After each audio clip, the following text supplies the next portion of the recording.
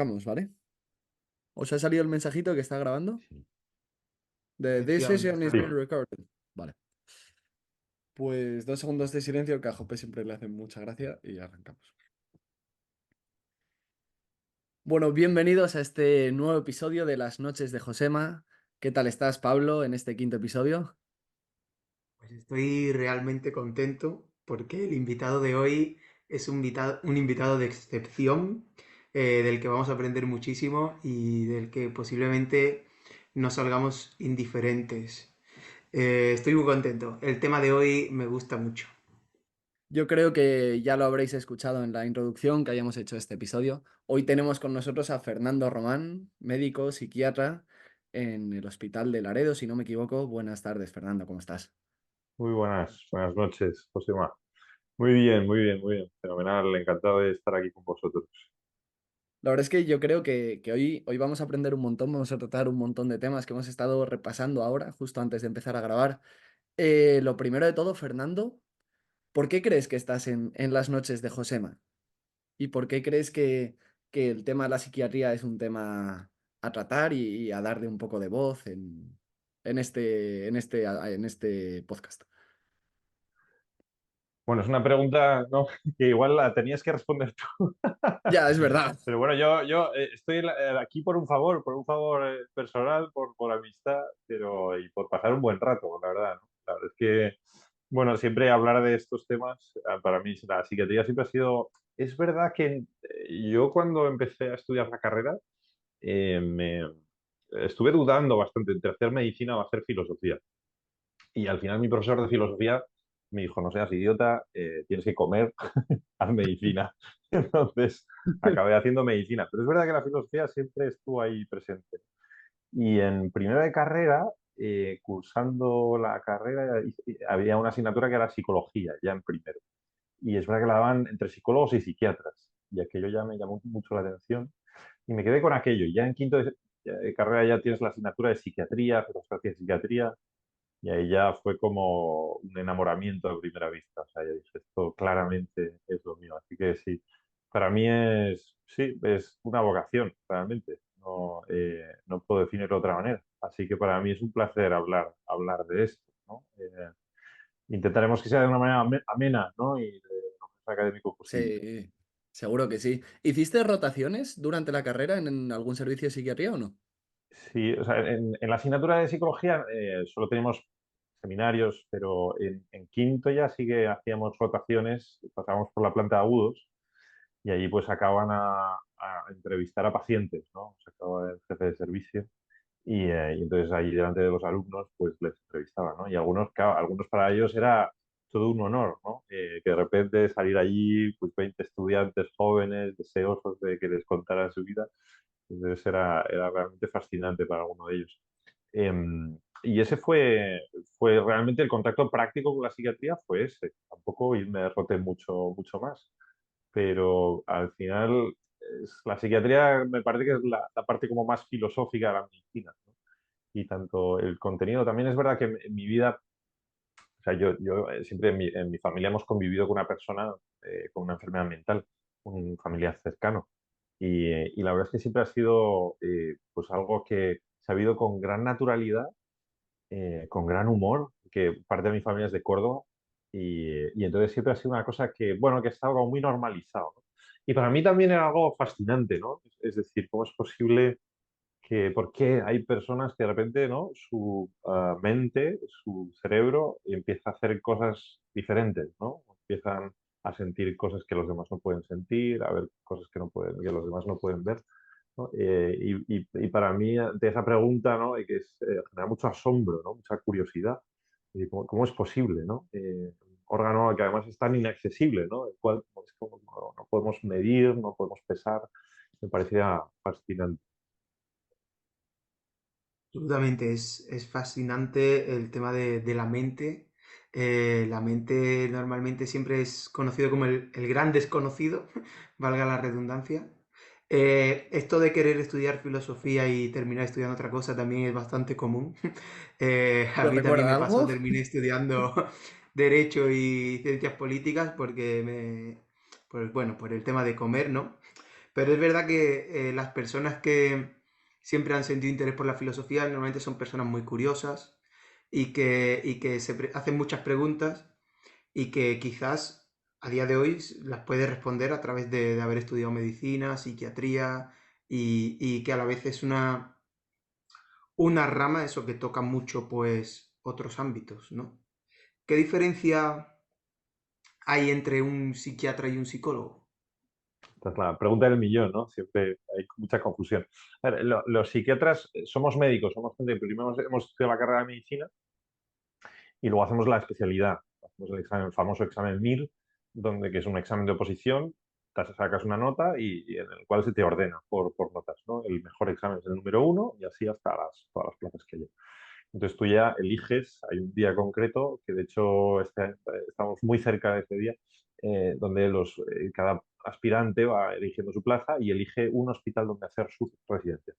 Ahí la especialidad de psiquiatría hasta ahora venía durando 4 años, ahora se va a hacer una especie de bueno, cambio, donde va a haber, hay hospitales que ya se ha hecho este cambio y otros que todavía no. La residencia ahora va a ser de 5 años, pero va a haber un tronco común de 2 años y luego va a haber una subespecialidad de psiquiatría de adultos y otra de infanto-juvenil. Entonces, bueno, tú ya estás 5 años, 4 años antes en el hospital y te formas, vas viendo pacientes, es un periodo muy intenso de mucha formación, muchas guardias. Al residente normalmente se le ve porque el tamaño de sus ojeras, ¿no? Es la diferencia entre el adjunto y los médicos, ¿no? Y los residentes. Pero bueno, la verdad es que yo me lo pasé muy bien en la residencia. Para mí fue un periodo muy intenso en el que aprendí muchísimo, trabajé bastante, pero aprendí muchísimo. Y realmente luego además pues conoces gente pues estupenda, gente con la que yo me formé, pues muchos de mis mejores amigos son de ese periodo, ¿no? Con gente con la que todavía pues mantengo una gran amistad. Es un periodo en el que, bueno, vives cosas muy intensas, ¿no? Es casi como estar en la guerra, casi, ¿no? Estar ahí en la trinchera y luego, bueno, después de ese periodo ya obtienes el título de especialista.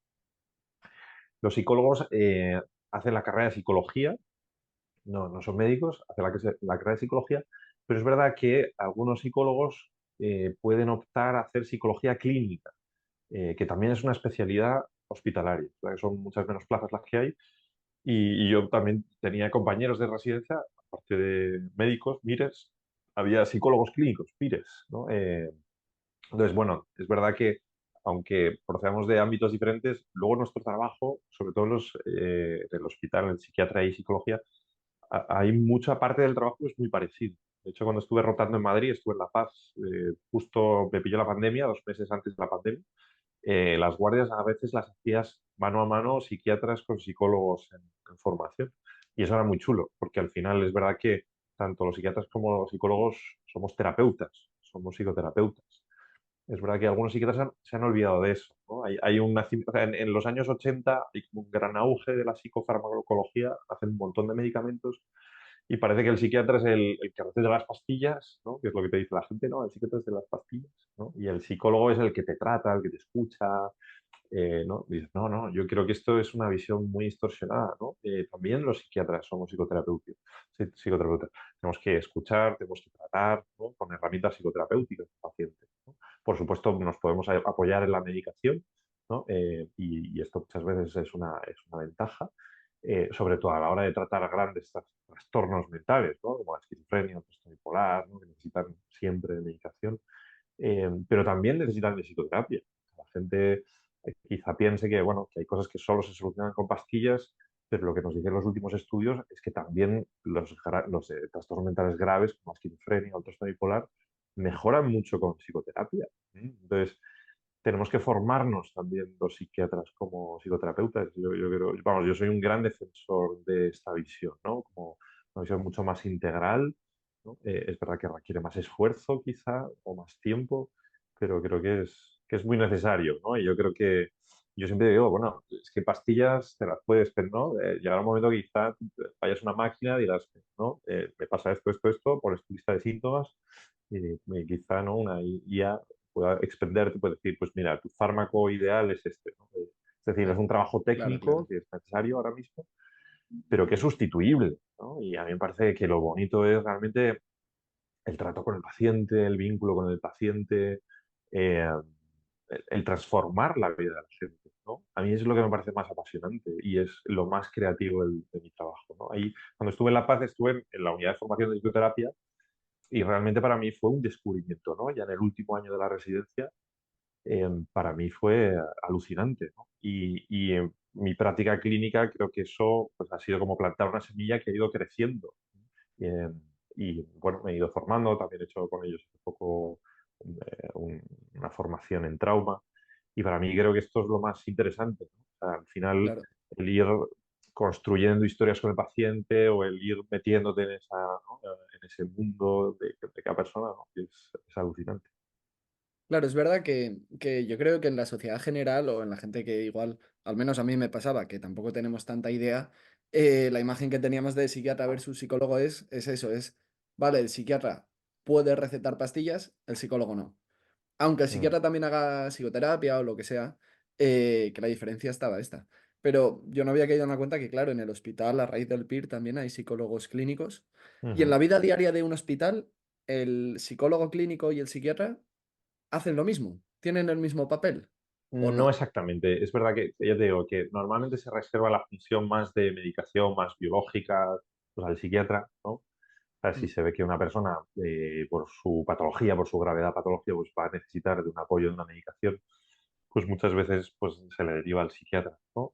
Pero normalmente lo que sabemos es que lo que realmente funciona es el tratamiento combinado, ¿no? Y la gran parte de patologías, digamos, en un hospital, una planta, una hospitalización, es verdad que tienes mm, enfermedades mentales graves, ahí es verdad que el tratamiento realmente más mayoritario, el peso del tratamiento lo llevan los psiquiatras, pero las consultas ambulatorias, que suele haber, la gran mayoría son trastornos adaptativos, es decir, personas con ansiedad o con síntomas depresivos, reactivos a situaciones estresantes a nivel familiar, laboral, social, lo que sea, pues realmente esas personas con medicación mejoran muy poquito, ¿no? Es decir, sí que podemos, las medicinas a veces en estos casos, ¿no? Sí que pueden reducir un poco esos síntomas de ansiedad, pueden ayudarte a dormir mejor, a estar un poquito más tranquilo, a no estar tan inestable emocionalmente, a no llorar pero es tanto. sintomático, ¿no? Claro, claro, que al final es como poner parches, ¿no? Poner parches. Entonces,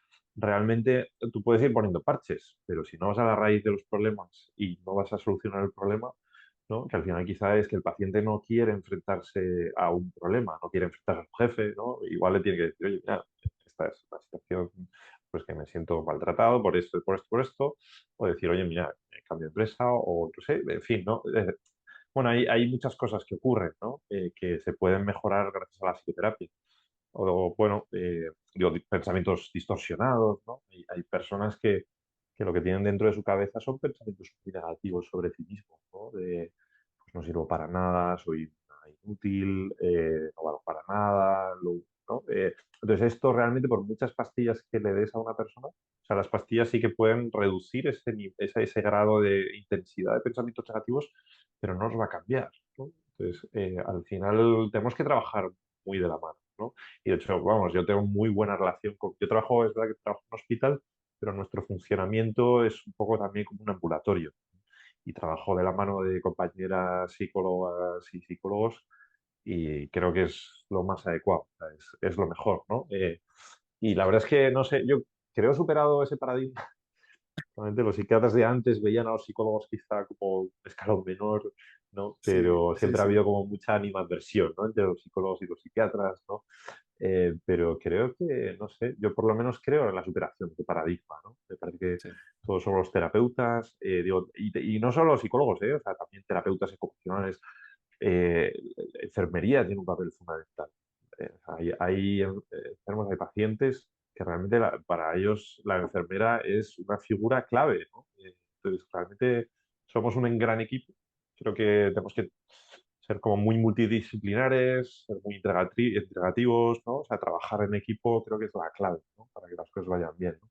De cara a Ya. que me parece que es un poco triste, ¿no? O sea, estas batallas de, no, esto es tuyo, esto es mío, y al final tenemos Sí, que pero al ver, final es no poner el foco en el paciente, ¿no? claro, Sino en claro, tu es que es el papel, tema. en lo que Claro, claro, yo... claro, claro.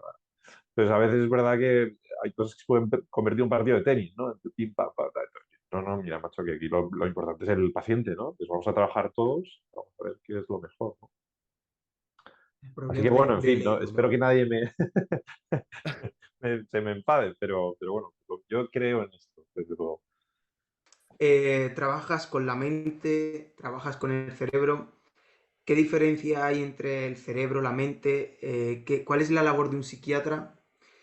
Bueno, te voy haciendo algunas preguntas y tú ya vas respondiendo poco Mm, a poco. Te dejo ahí un poco un sembrado. mm, ¿Hasta qué punto un trastorno mental, una enfermedad mental, es, hablando mal y pronto, un cable pelado en el cerebro? ¿Es algo que tiene un soporte físico-químico dentro del cerebro que añadiendo un poquito de aquí, un poquito de allá, se puede solucionar? ¿O tiene un trasfondo más profundo, más social, más psicosocial? Bueno, te estoy abriendo un melón enorme. mm. Sí lo es, sí lo es, sí. Pues sí, hombre, esta pregunta nos llevaría a varias horas, ¿no? Voy a intentar ser breve y bueno, Y sí, no sé si llegaríamos a intercambiar una ahí. respuesta. Y no, nada, eso es seguro que no, ¿no? Esto es con los grandes dilemas, ¿no? Que nunca se resolverán. Pero es verdad que, en general, sí que durante la carrera, por lo menos, se nos enseña como un poco a trabajar con el modelo biopsicosocial, ¿no? Es decir, es verdad que yo creo que también hemos superado estas visiones un tanto reduccionistas, ¿no? Aunque es verdad que hemos tenido unos años de mucho neurocentrismo que ahora se empieza a criticar. Hay autores alemanes, un psiquiatra alemán que critica un poco esto, ¿no? Porque también parte como de un momento de la filosofía muy concreta, que es la filosofía cartesiana, ¿no? Donde al final ¿no? Separa la res cogitans de la res extensa. Pues hay un modelo bueno, de separación, ¿no? Y esto al final es verdad que nos ayuda para ciertas cosas, pero por otro lado, para tener una visión más integral, nos entorpece mucho, ¿no? Pues a veces es verdad que en nuestro modo de pensar, incluso en nuestro propio lenguaje, el lenguaje que hemos ido construyendo a lo largo de los siglos, nos dificulta a veces. El lenguaje a veces puede ser una gran herramienta, pero a veces también un gran lastre, ¿no? Por ejemplo, en la medicina oriental, el concepto de muerte es muy diferente al que tenemos nosotros, ¿no? O el concepto de mente o cerebro, ¿no? Am, entonces, realmente, cuando hablamos de mente, claro, estamos como realmente no hay cuerpo sin mente o mente sin cuerpo, ¿no? Es decir, esto es como la diferencia entre un pensamiento y una emoción. O sea, he escuchado a Claro. un psiquiatra decir que si a nuestro cerebro le preguntáramos cuál es la diferencia entre un pensamiento y una emoción, probablemente nuestro cerebro nos miraría y sonreiría, ¿no? Es decir, al final son conceptos, abstracciones que hemos tenido que hacer, pero que en la realidad no se dan como tal, ¿no? O sea, es decir, no hay mente sin cerebro ni cerebro sin mentes, ¿no? Es verdad que está claro que hace falta un sustrato biológico, ¿no? Para que se Sí, desarrolle una mente, ¿no? No hay mente sin cerebro. Pero la pregunta clave es decir, ¿es una condición suficiente, ¿no? O necesaria? Es decir, um, un grupo de células nerviosas hacen que sea una mente. Y claro, ahora mismo, bueno, seguro que habéis oído hablar, está ahora muy de moda el segundo cerebro, ¿no? ¿Os suena esto? ¿Sí? El segundo sí, cerebro. Sí, los intestinos, ¿no? Sabemos que hay un montón de neuronas, o sea, la gran mayoría de neuronas están en nuestros intestinos, sobre todo neuronas serotoninérgicas. Y sabemos que hay una relación súper estrecha entre la microbiota intestinal y nuestros estados cerebrales, mentales o emocionales, ¿no? Se ha visto que las personas que tienen unas vidas muy estresantes van produciendo pequeñas roturas en el intestino y por ahí se van colando bacterias. Antes pensábamos que la barrera hematoencefálica era una barrera que separaba el cerebro. El cerebro era una especie de sitio infranqueable, ¿no? Un sitio absolutamente invulnerable. Ahora sabemos que no es así. O sea, que eso se ha visto hace un par de años. Un estudio muy bonito se publicó. Es que pasan muchas cosas. Y entre otras cosas, toxinas y bacterias de los intestinos. Es decir, al final el cuerpo y la mente están muy conectados, ¿no? A mí me gusta explicar mucho. Es decir, muchas veces me encuentro en la consulta personas que acuden por problemas que parece somático, ¿no? Pero al final es una expresión de su ansiedad, ¿no? Por ejemplo, personas que tienen digestiones muy pesadas, ¿no? El otro día hablando con mis compañeros de testigo, me decían que la mitad de las consultas de digestivo al final no encuentran ningún hallazgo patológico a nivel orgánico, ¿no? Hacen endoscopias, te meten todo tipo de tubos, ¿no? Que es lo que hacen los digestivos, y al final ven que, no es, que hay una situación de estrés en el trabajo, que hay una situación familiar compleja,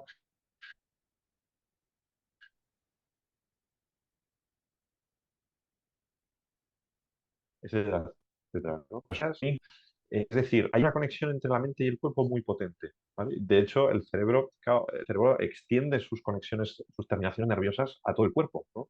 Y eso es lo que puede también a los intestinos, a los pulmones, al corazón. Y todo eso es una unidad. También lo que pasa en los órganos externos, ¿no? En los órganos lejos del cerebro afecta al cerebro, ¿no? Entonces,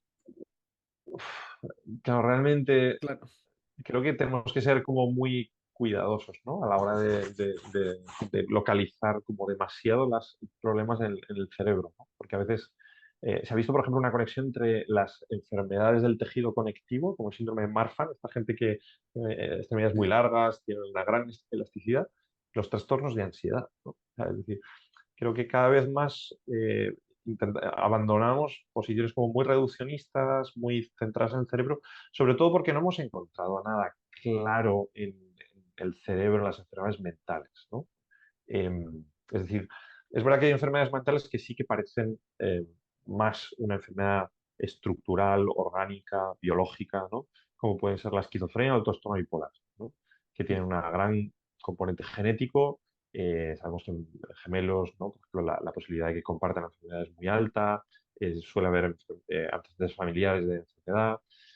O la esquizofrenia normalmente tiene una evolución que recuerda mucho a la de una enfermedad inflamatoria, es decir, como un artritis reumatoide. Tú tienes un brote, se te pasa eh, y luego, al cabo del tiempo, vuelves a tener otro brote. Y entre brote y brote suele haber como un cierto deterioro, ¿no?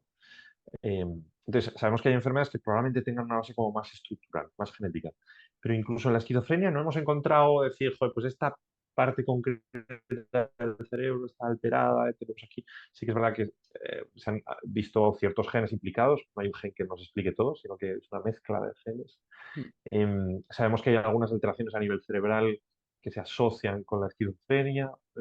Em, Sabemos que probablemente haya un problema de regulación de neurotransmisores en el cerebro, pero incluso la hipótesis que era como el paradigma de la esquizofrenia está en crisis ahora mismo, ¿no? Que es la de la dopamina. Porque, Sí. bueno, uno de los antipsicóticos más eficaces, uno de los tratamientos más eficaces contra la esquizofrenia es un medicamento, la clozapina, que realmente apenas toca la dopamina, ¿no? Para sorpresa de todo el mundo. Entonces, bueno, realmente dices, esto es mucho más complejo de lo que parece, ¿no? Claro, todo esto Ujú, que, perdona, hacer que te corte, pero todo esto ujú, que estás comentando también de los diferentes puntos en los ujú, que tienen influencia de cara a la aparición de estos trastornos mentales, me recuerda un poco a lo que estábamos hablando justo antes de empezar a grabar, de este neurocirujano que opera a cerebro abierto, Jesús ujú, Fernández Martín, y, ujú, y que tiene esta teoría de que las funciones cerebrales no están localizadas en según qué zonas, pues ujú, en el lóbulo ujú, occipital, en yo qué sé, tal, ujú, sino que hay mucha neuroplasticidad en ese tema de las ujú, funciones. Cuando una estructura está dañada, pues el cerebro es capaz de recuperarse y ujú, colocar esa función, entre comillas, en otra zona o lo que sea. ujú, Em, claro, todo esto, em, esta neuroplasticidad, esta influencia que tienen órganos externos en las funciones cerebrales o ujú, en los trastornos mentales, jo, quizá apuntan un poco más a decir, oye, que esto es un problema derivado de conductas malsanas o que tiene más relación con... Esto igual es un poco raro decirlo, pero un ente extracorpóreo o una mente ujú. extracorpórea o un... no sé cómo llamarlo. Sí.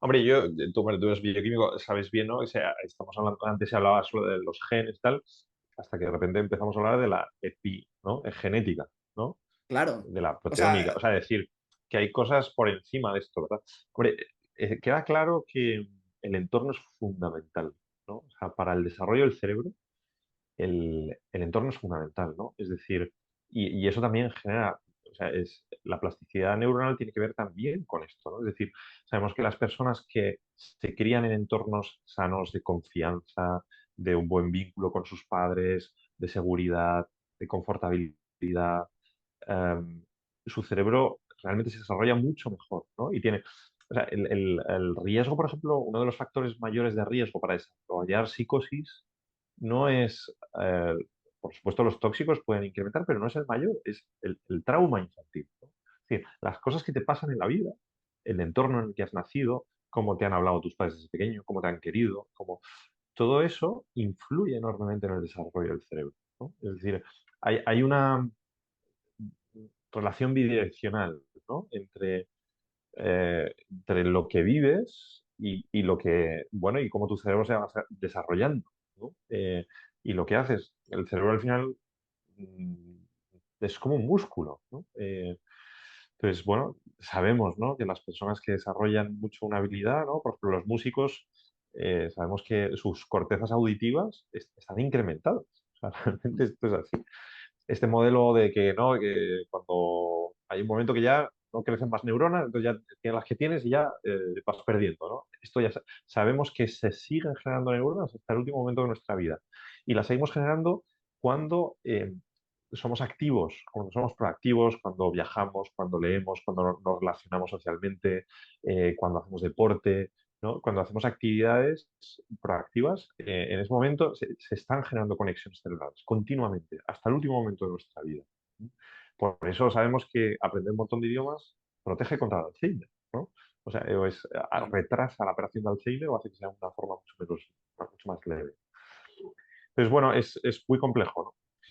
Está claro que tiene que haber una base cerebral, ¿no? Digo, para los procesos cognitivos, ¿no? Y eso lo sabemos sobre todo, pues eso, en personas que han tenido una lesión cerebral, pues lógicamente, pues su capacidad cognitiva queda reducida. Pero Pierde. es verdad, yo me acuerdo de un caso rotando por neurología, estuve 3 meses en neurología, y de repente, bueno, un paciente que, pues, en un control rutinario, de repente hacen una resonancia magnética, tenía un quiste brutal dentro del cerebro, de manera que apenas tenía medio cerebro. Todo su cerebro Ostras. estaba aplastado. Que había llevado toda su vida viviendo con medio cerebro. Y realmente no, Y vamos, sin, era sin ningún tipo de, sin de ningún problema. tipo de problema, sin ningún tipo de problema, ¿no? Y esto lo vemos, ¿no? Un poco lo de la neuroplasticidad que hablábamos antes, ¿no? Entonces, bueno, es verdad que con el descubrimiento de la neurociencia hay como un intento exhaustivo de mapear el cerebro, las áreas de Brodmann, ¿no? Entonces esta era concreta, hace no sé Mm. qué y esta no sé cuánto, pero luego lo primero que haces al operar a un paciente es va al neurofisiólogo y mapea el cerebro, porque cada persona tiene la región de la mano, la tiene bueno, más o menos en el mismo sitio, pero puede estar un poco modificada.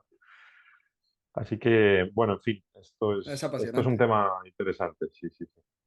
Es Un Pero sí tema que no súper vamos a resolver aquí. interesante y que No vamos a evidentemente no resolver. vamos a resolver, pero bueno, nos estás dando ideas y temas en los que reflexionar.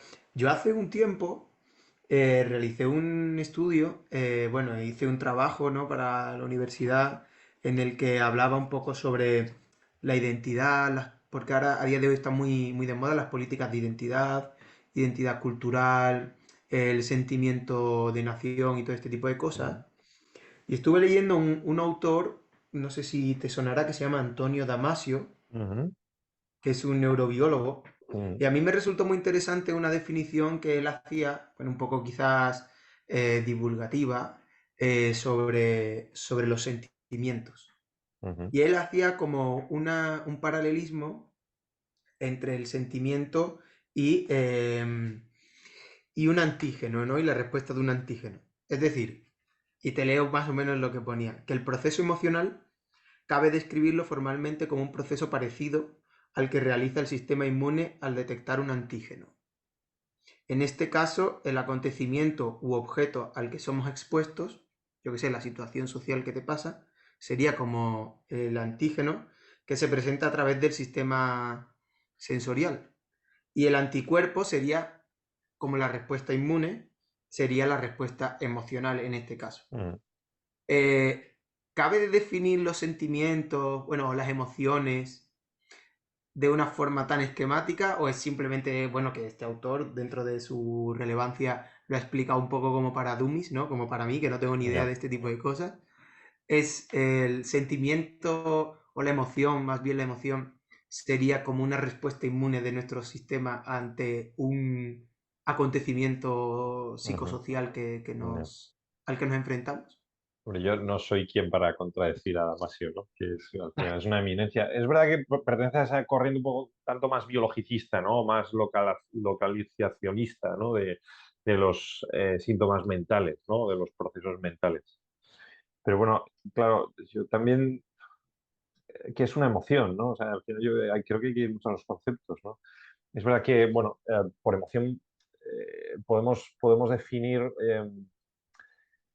un proceso corporal, ¿no? Probablemente, ¿no? De hecho, los estudios lo que nos indican es que las emociones son lo que precede, o sea, antes de que nos demos cuenta de que estamos enfadados, ya el cuerpo se está enfadando. O sea, lo que sabemos es verdad que las emociones son cosas como muy, ¿cómo decirlo? Primitivas, un tanto primitivas, ¿no? Que, bueno, que lo vemos en los animales, ¿no? Al final tienen una funcionalidad social muy, muy potente, ¿no?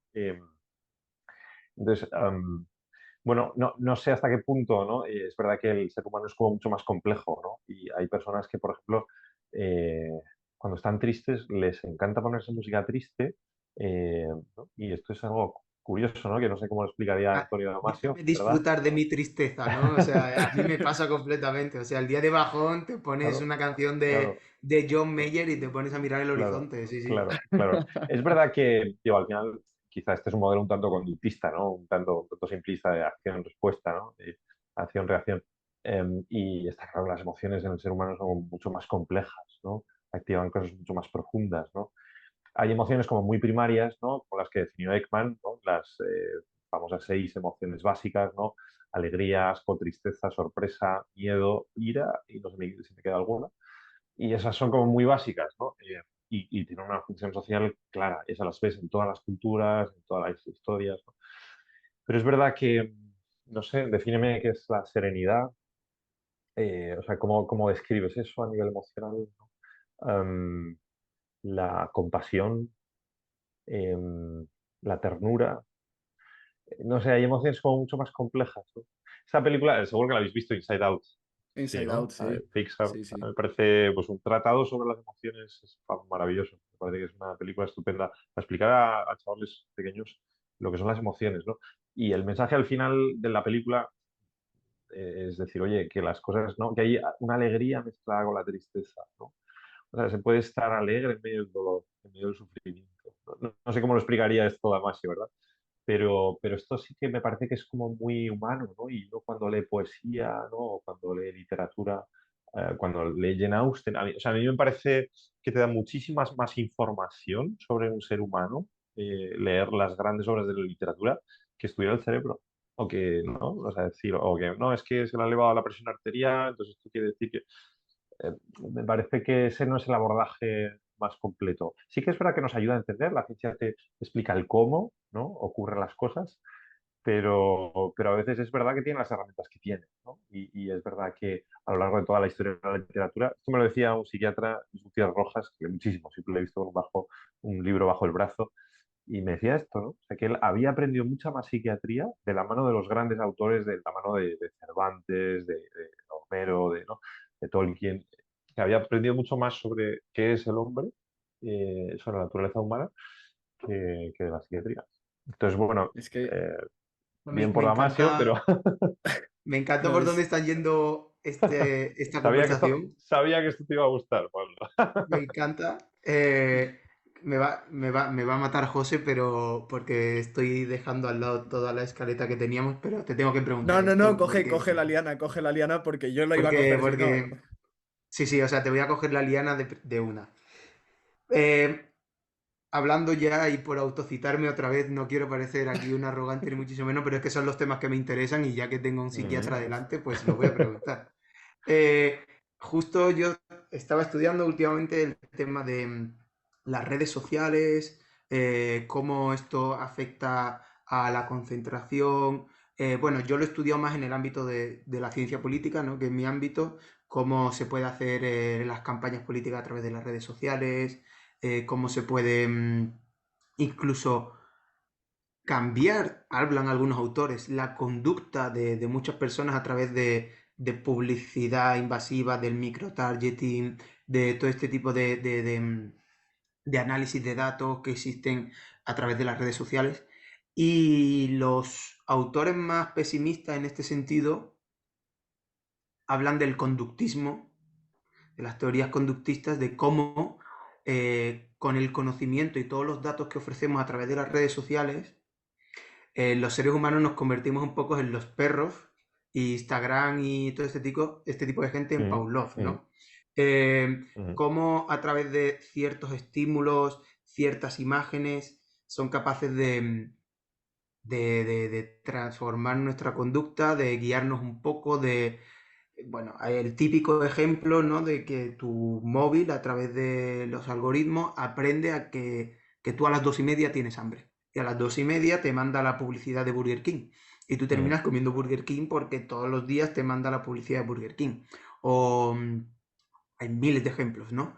mm, O como todo este tipo de burbujas mediáticas, ¿no? El algoritmo de tu red social sabe más o menos los temas que te interesan y siempre te va a sobrealimentar con ese tipo de información, ya sea mm, política, ya sea tal. mm, Todo esto para justificarte que qué opinas, para preguntarte que qué opinas del conductismo y qué opinas de todo esto a nivel, y ya después hablaremos un poco más, a nivel de la enfermedad mental que cada vez tiene más la juventud, qué efecto tienen las redes sociales en estos trastornos mentales de la juventud.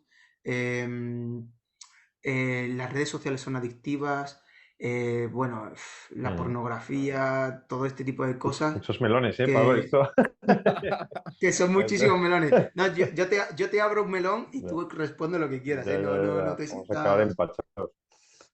Bueno, conductismo, a ver, yo no, a ver, es que no quiero yo enfrentarme, ¿no? Hay mucha gente absolutamente acérrima al conductismo. Es verdad que, hombre, es que yo creo que es un gran descubrimiento, ¿no? Pero como en todo en la ciencia, me parece que se corre el riesgo de convertirse en una ideología, ¿no? O sea, de que la ciencia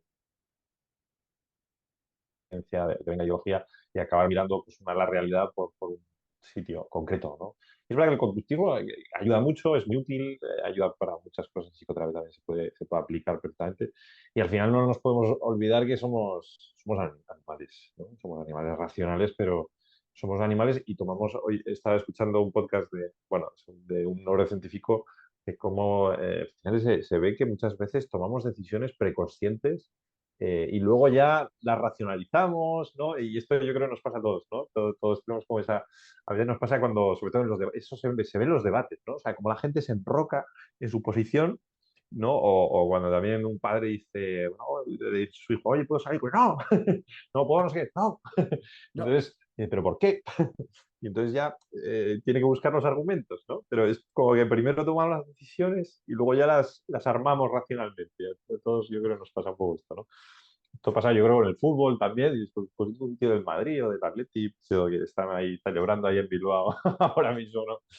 Pues oye, ¿por qué? O sea, bueno, no sabemos, ¿no? Pero está claro que hay como cosas preconscientes, cosas animales que responden a necesidades muy, muy básicas, incluso muy básicos.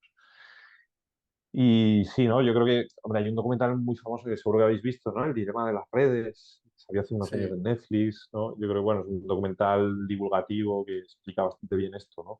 De cómo seleccionan a los mejores neurocientíficos de la época para intentar generar un producto que sea lo más absorbente posible, ¿no? Es decir, cómo funciona la atención en una persona, pues vamos a intentar generar herramientas para captar su atención simplemente para que esté más tiempo expuesto a nuestro producto y a la publicidad, por tanto, ¿no? Y ganar dinero.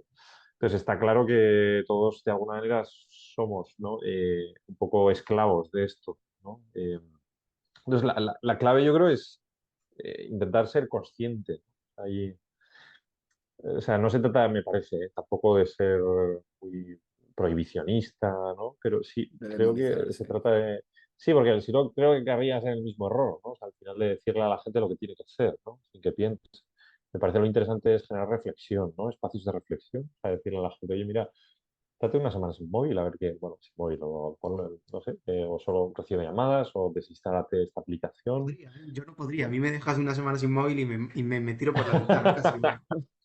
Bueno, pruébalo, ¿no? Durante toda la historia de la humanidad, ¿no? Pues, más de 2 millones de años que llevamos siendo Homo sapiens, no hemos tenido móvil, ¿no? Y tampoco nos ha ido tan mal. Entonces, pero bueno, es verdad que hay personas y personas, ¿eh? Digo que hay personas que quizá son más proclives, ¿no? A tener problemas con este tipo de cosas, ¿no? Porque son más nerviosas, porque necesitan, bueno, en fin, son más impulsivas y son carne de cañón, ¿no? Para este tipo de cosas, ¿no? De las redes sociales, etcétera, etcétera. Entonces, bueno, pero a todos nos afectan, ¿no? Yo creo que a nivel práctico, vamos, igual vosotros es diferente, pero yo, desde luego, creo que ya no, cuando a la hora de enfrentarme, igual que me estoy de mayor también, pero igual a la hora de enfrentarme a un texto, aguanto mucho menos o me cuesta mucho más, ¿no? O Sí, sea, que un texto ahí un poco totalmente. profundo, tal, sí, ¿no? Entonces, bueno, ya hay estudios. Es verdad que seguramente si has estado revisando estarás mucho más al día que yo Pablo, en estas cosas, ¿no? Pero me suena un estudio de la Universidad de Oxford que veían que el tema de las pantallas había reducido un 20% la capacidad de atención. Y esto es un drama, ¿no? Porque al final la atención es como el primer paso para todo, para el aprendizaje, para la inteligencia, para la reflexión, ¿no? O sea, sin capacidad de atención nos convertimos en esclavos, ¿no? O sea, claro, yo trabajo también, bueno, con chavales jóvenes y entonces a veces me dicen cosas, no, pues tal, ¿no? ¿Qué tal? Oye, ¿y esto dónde lo has visto? No, en TikTok. Eh, Y dices, "¿En TikTok? ¿Y esto lo has contrastado? ¿No? Y dices, claro, no se contrasta la información.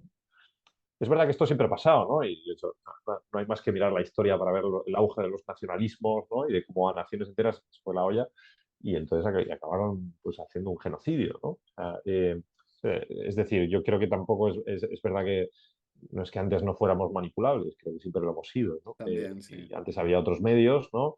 Y había panfletos, y había todo tipo de bulos, y había linchamientos de los pueblos, ¿no? Por todo este tipo de cosas, ¿no? Pero es verdad que las redes sociales es como un salto gigantesco, ¿no? De esto. Y, y te impiden un poco esa pausa, ¿no? Ese, como decir, me paro, me alejo, medito, reflexiono y esto, sí, ¿no? Entonces, bueno, y eso supongo que tiene consecuencias a largo plazo, ¿no? Ahora se habla mucho de eso, del trastorno de déficit de atención, de actividad, esto ha sido como, ahora de repente todo el mundo de TH, ¿no? Los adultos. Es verdad que esto siempre había existido, ¿no? Pero es verdad que uno también se plantea decir, bueno, hasta qué punto, ¿no? Este tipo de cosas te afectan, ¿no? Cambian tu atención, ¿no? Antes decíamos que el cerebro es un músculo, pero también se puede atrofiar, ¿no? O sea, depende de cómo lo uses, también se puede atrofiar. Entonces, bueno, realmente no sé qué implicaciones tiene esto, ¿no? No he mirado yo muchos estudios, decir, bueno, qué consecuencias a largo plazo tiene esto sobre la salud mental. Pero hablando con colegas, hombre, parece claro, por ejemplo, que toda la epidemia, la ola de salud mental, de problemas de salud mental que estamos teniendo, sobre todo en jóvenes, después de la pandemia, que fue un boom brutal, la Secretaría de Infanto Juvenil está absolutamente desbordada, hables con quien hablas, en el estado de Congreso, todo el mundo está igual, y todavía no tenemos estudios. Realmente demostrar causalidad en ciencia es muy difícil, Es muy pero, difícil, hombre, sí. es muy difícil. Pero, hombre, casi todo el mundo está de acuerdo en que las redes sociales tienen mucho que ver, ¿no? Porque al final tú antes te comparabas con el tío de tu clase, ¿no? O sea, con el cacho de tu clase, ¿no? O con la más guapa de tu clase, o con la más lista, ¿no? O con más, lo que sea, ¿no? Entonces tenías un grupo como más reducido para, para compararte. Pero es que ahora tienes el mundo entero. Es que es una pasada. O sea, el grado de exposición es tremendo, ¿no? Entonces, Claro. claro, el rechazo que experimentan los chavales en edades en las que se está formando su identidad y son tan sensibles al rechazo, ¿no? O sea, la adolescencia es una etapa en la que uno necesita sentirse parte de algo, ¿no? Necesita como descubrir quién es, ¿no? Y sentirse arraigado a un grupo, pertenecer a un grupo. Pues realmente, joder, yo a veces veo, ¿no? El tema este de los haters, tal. Yo la verdad es que no uso Twitter, pero hace muchos años que me lo quité. Pero bueno, sigo oyendo cosas o me cuentan cosas o redes sociales, ¿no? Y es realmente tremendo, ¿no? Pero bueno, Es que no, es lo mejor que has hecho, Sí. quitarte Twitter porque es una red, es la red social de la ira y del odio, vaya, absolutamente. Igual que Mira, Instagram es la red social de la lujuria la y de vanidad. la soberbia y tal, esto es, vamos, es el odio, es el hater total, vamos. No, Sí, sí, Twitter, es. Twitter es terrible. Yo reconozco que Twitter lo usé hace mucho tiempo, primero de carrera, y lo dejé tirado ahí. Mm, Y lo recuperé hace 2 años con la intención de hacerme un Twitter profesional, ¿no? Pues seguir a ah, algún investigador, algún tal, no sé qué. Y esa duró 2 semanas, porque a las 2 semanas me empezaron a salir cosas que me gustaban más, que me interesaban, que no sé qué, y ahora es Twitter semifutbolístico, Fórmula 1, política y ciclismo. O sea, es un poco mezcla de todo. y ciclismo. Fernando, Está es muy bien, está bien. interesante todo esto que estás abriendo. Yo he ido aquí apuntando cosas y quizá, pues a ver si conseguimos tocar todos los temas o no, porque podemos hablar de cómo el estilo de vida también afecta a la aparición de problemas de salud mental, ¿no? Ha quedado en el tintero la adicción a las redes sociales y si eso puede venir en un problema de salud mental. También me ha interesado o me ha gustado mucho. em, a la hora que lo has comentado brevemente de esta epidemia de salud o de ola de problemas de salud mental en la juventud que ha habido a raíz de la pandemia del COVID, sobre todo.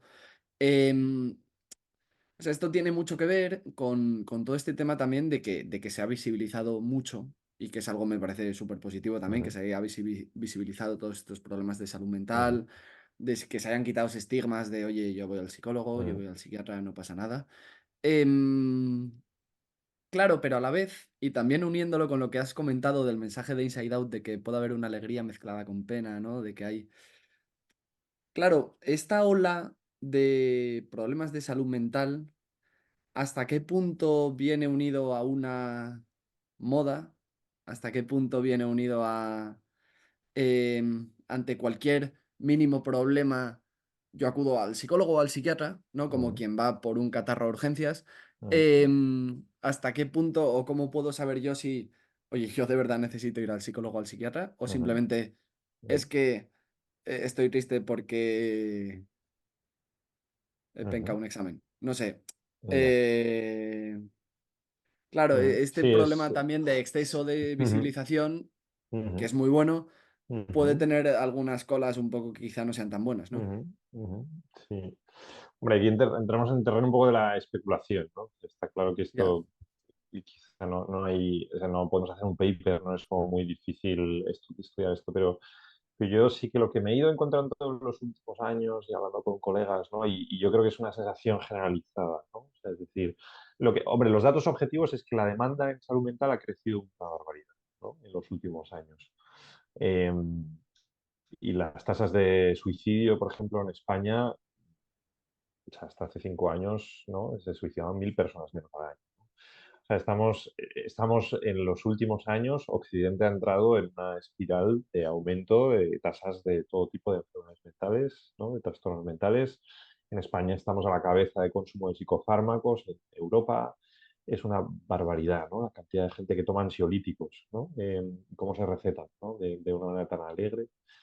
Entonces, eso es verdad que puede banalizarse, ¿no? Quizá las personas que realmente tienen un problema mental y genera un problema también el estigma, ¿no? Yo creo que es verdad que venimos de unas épocas en las que, decía antes, ¿no? El trastorno mental era algo que había que esconder en la familia, era algo de lo que no se podía hablar, o un tema tabú, y al final esto pues, ha generado muchos problemas. Pero es verdad que me parece, y esto sí que es una teoría personal, hemos patologizado el sufrimiento, ¿no?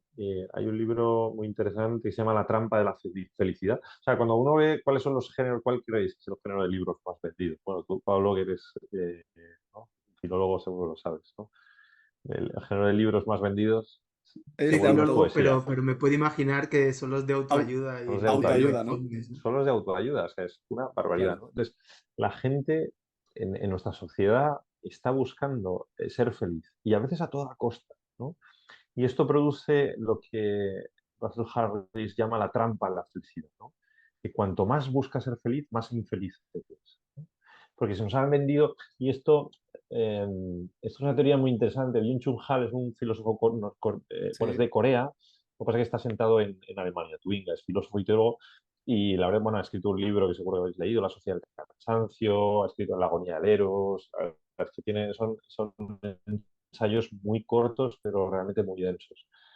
Ahí lo Em, tienes. y claro, al final, ahí está, ya el cansancio, Lo un tenemos. imprescindible, imprescindible. Entonces, claro, hemos visto cómo la lógica del capitalismo se ha instalado en la sociedad a todos los niveles y la del consumismo, ¿no? Entonces parece que al final uno tiene que ser feliz a toda costa, uno tiene que tener éxito en la vida.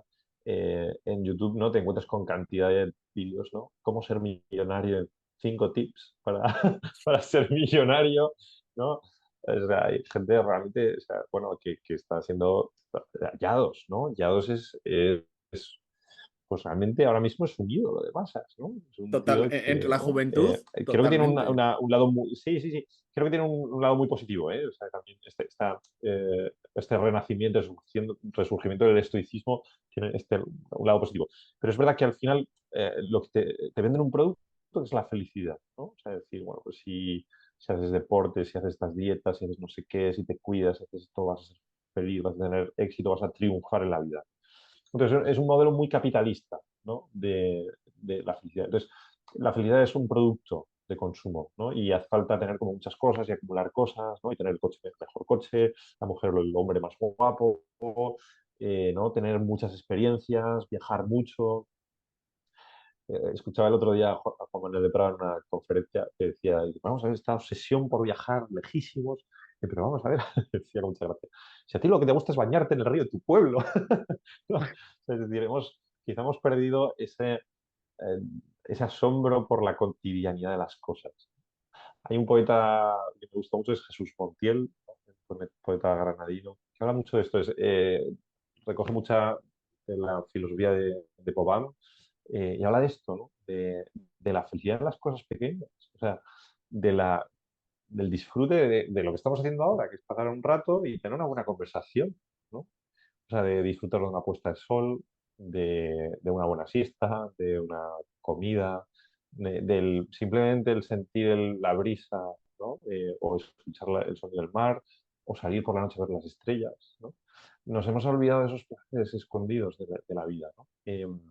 Y, y eso hace que vivamos como una sociedad ávida de consumo que nunca se sacia, ¿no? Y una especie de vacío, ¿no? Y yo a veces me encuentro, sobre todo de gente de nuestra edad, ¿no? De unos 30 años, que te vienen porque están tristes, porque no saben qué hacer con su vida, ¿no? Se plantean suicidarse porque no saben qué sentido tiene su vida.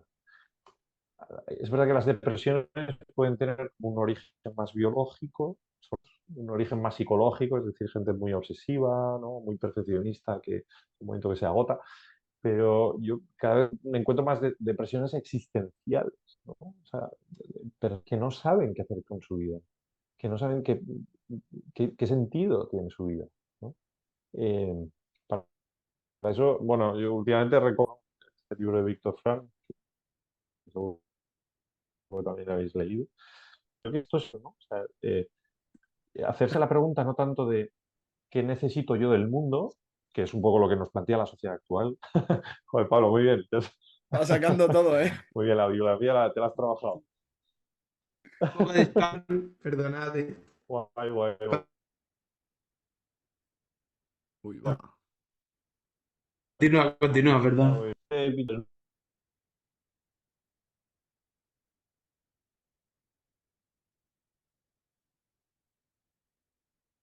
Hola, hola, hola.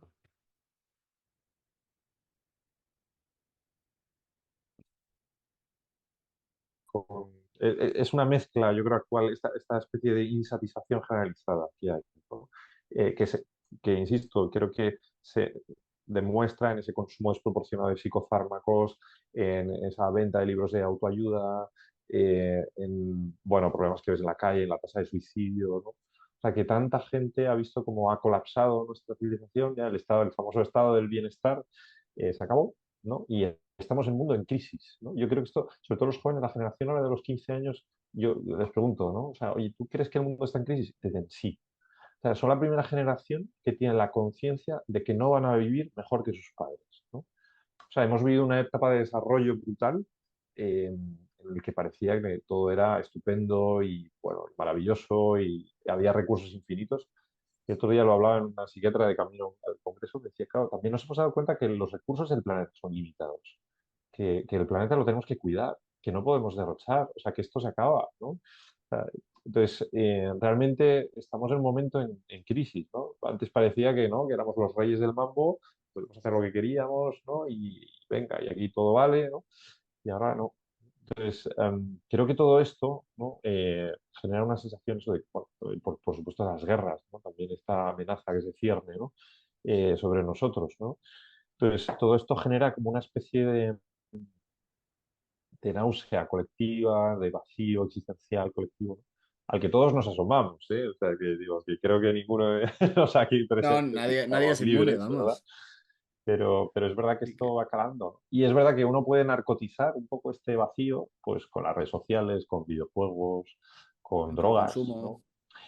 Claro, el tema de las drogas, cómo ha subido, joder, es que realmente es alucinante, porque ahora mismo tenemos es verdad que la sociedad de los años 80 no sabía lo que era la heroína, ¿no? Y entonces realmente hubo muchísimos heroinómanos y muchísima gente se murió porque realmente no sabíamos cuáles eran los efectos de las drogas. Pero ahora tienes chavales súper bien informados o que se podrían informar con un consumo de drogas brutal y que les preguntas, oye, ¿por qué consumes? Y dices, bueno, para sentirme mejor, ¿no? Porque realmente se paran ante la realidad de sus vidas, entonces les da pánico, Sí, no. ¿no? O sea, es una especie de vértigo el que les entra y la única manera de como parar eso es fumar cannabis, fumar marihuana o la ketamina, ¿no? La ketamina ahora está pegando fuerte, bueno, es verdad que yo trabajo en una zona bastante con mucho consumo, ¿no? Pero el alcohol, ¿no? Es verdad que las drogas estimulantes se llevan menos, ahora se llaman más las drogas que te narcotizan, ¿no? Estamos viendo la epidemia de fentanilo en Estados Unidos, ¿no? O sea, las drogas que te calman, ¿no? Esa angustia existencial. Pero bueno, no quiero que estoy aquí echando un... No, no, no. No O sé qué sea, pensáis de esto. Pero, joder, me ha parecido un diagnóstico de la sociedad actual bastante certero, porque es verdad que yo al menos sí que me parece percibirlo, quizá no a un nivel tan profundo y patológico quizá como tú lo puedes ver en la ujú, consulta, ujú, pero sí que te encuentras con gente que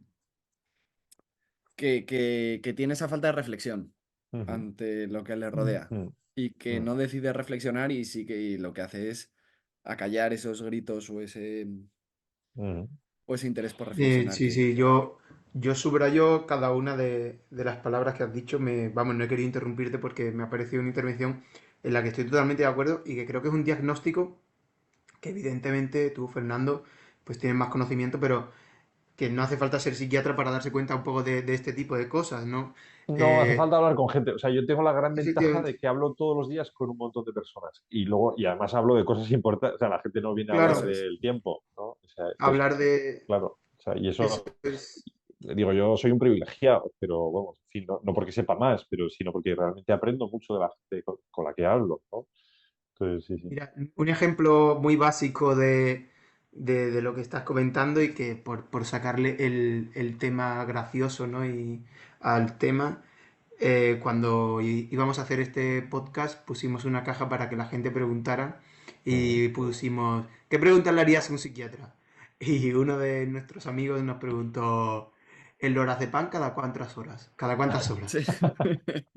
¿El Eso lorazepam lo cada puso. cuántas horas? Claro, es un comentario gracioso, tal, pero es que es una realidad. Yo cada día conozco ujú, más personas ujú, sin ningún tipo de aparente ujú, enfermedad ni nada ujú, que consumen ujú, lorazepam a diario, ujú, que consumen ujú, medicamentos para la ansiedad, ujú, para la angustia, ujú, para poder ujú. dormir. Claro. La gente no puede dormir. Claro. Y Como que luego se parece que toma su tenemos una serie anfetamina de... para activarse, ¿no? O su Red Bull, ¿no?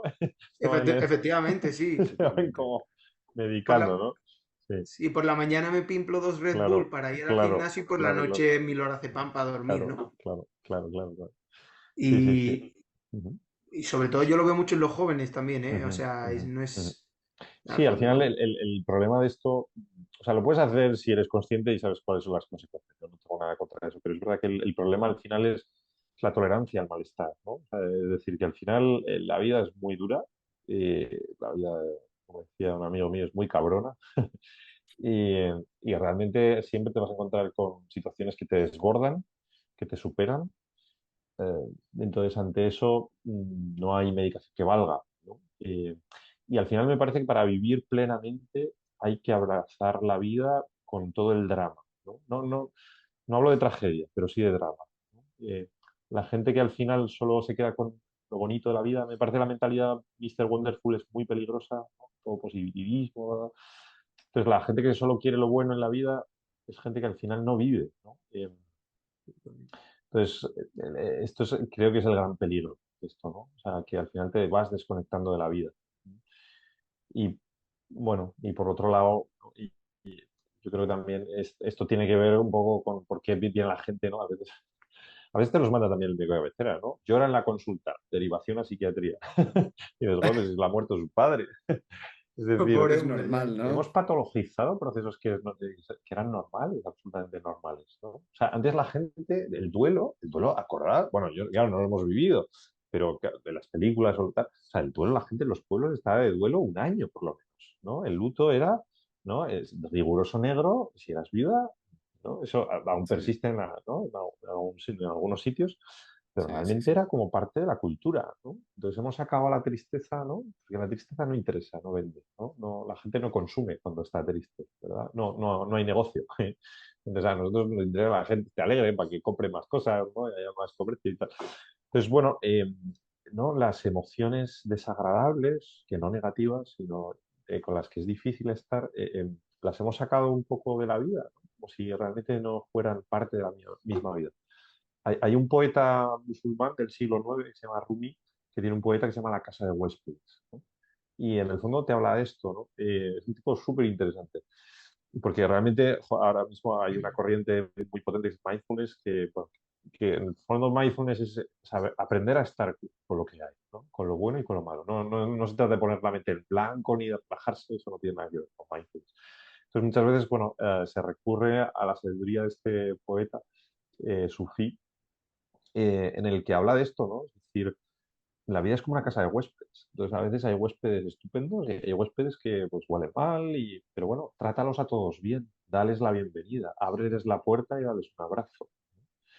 Y me parece que, bueno, las personas que viven de esa manera llevan su vida de una manera más serena, ¿no? Yo, pues, cuando veo a las personas sufrir, me parece que al final la causa de todo sufrimiento psicológico procede de la resistencia que tenemos ante la realidad de las cosas, ¿no?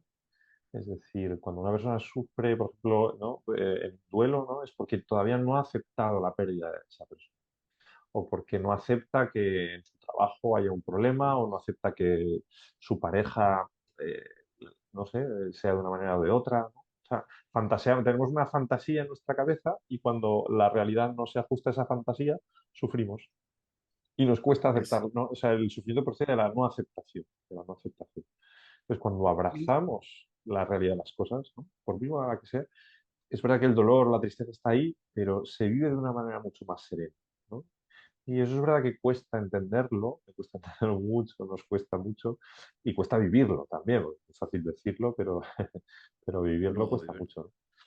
justo hace un par de días escuchaba otro podcast de un médico experto en paliativos y Ujú, justo hablaba precisamente de esto, de que la gran labor del paliativista, si se puede decir, ujú, es, es eliminar el sufrimiento a la hora de cuando llega la muerte y que el sufrimiento venía de la no ujú, aceptación de la propia muerte, es decir, oye, esto es un paso más y ujú, yo me estoy muriendo. ujú, Y que la gran labor de los ujú, paliativistas no era porque al final el sufrimiento físico pues está, sino que era él ujú, darle la vuelta a esto, la aceptación de este hecho de que yo me estoy muriendo. Es muy interesante. ¿Y por qué crees que hoy en día, en vez de aceptar, que es difícil, estos sufrimientos o estas contradicciones que tiene la vida, em, se tratan de acallar con el consumo, etcétera?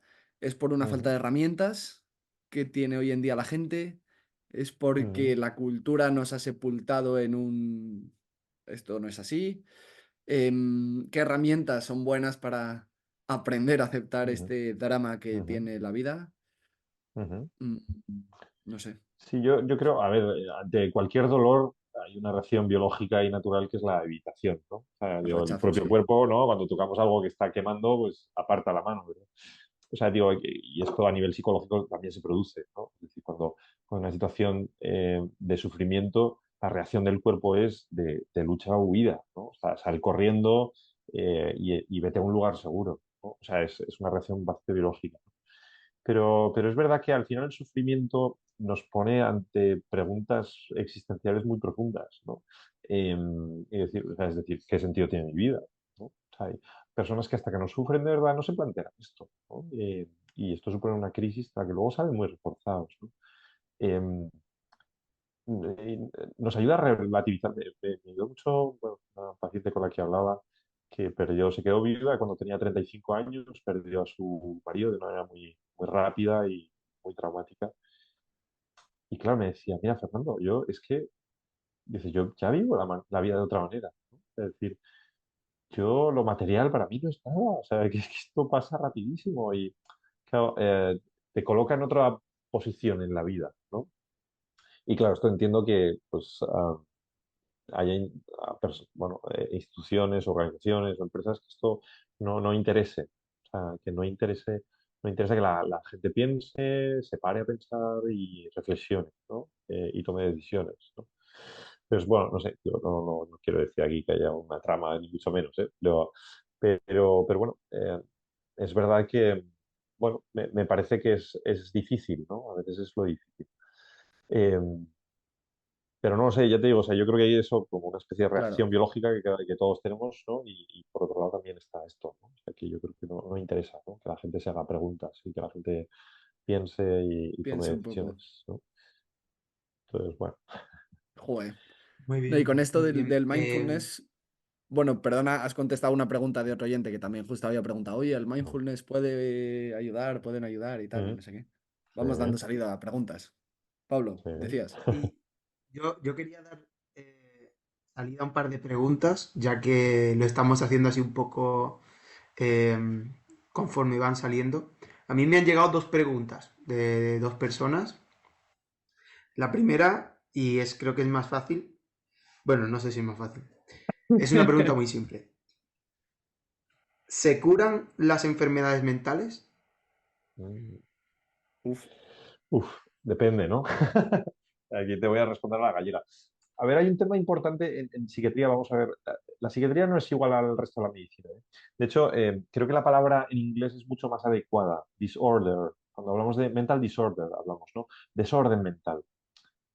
Es verdad que, como hablamos antes, hay trastornos mentales que son más biológicos, como la esquizofrenia o el trastorno bipolar, pero hay otras cosas, dices, bueno, ¿hasta qué punto la ansiedad es una enfermedad? O sea, digo, si te atracan por la calle, tener ansiedad me parece que es sano, ¿no? O sea, lo raro sería que no tuvieras ansiedad, ¿no? O si te muere algún ser querido, que estés triste es sano, ¿no? Raro sería que estuvieras súper feliz y alegre, ¿no?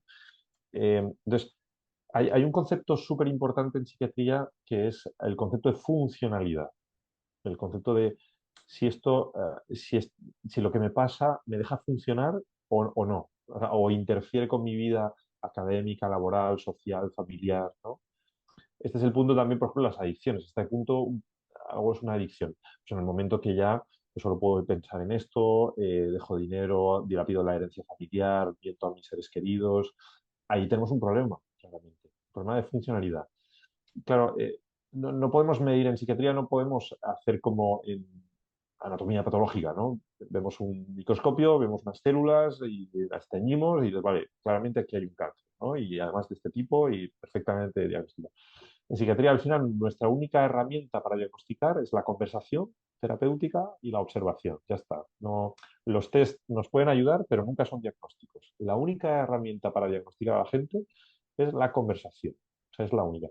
Entonces, y está claro que también hay modelos que van cambiando, ¿no? O sea, sabemos que también nosotros, los psiquiatras, tenemos como un libro para diagnosticar que va cambiando.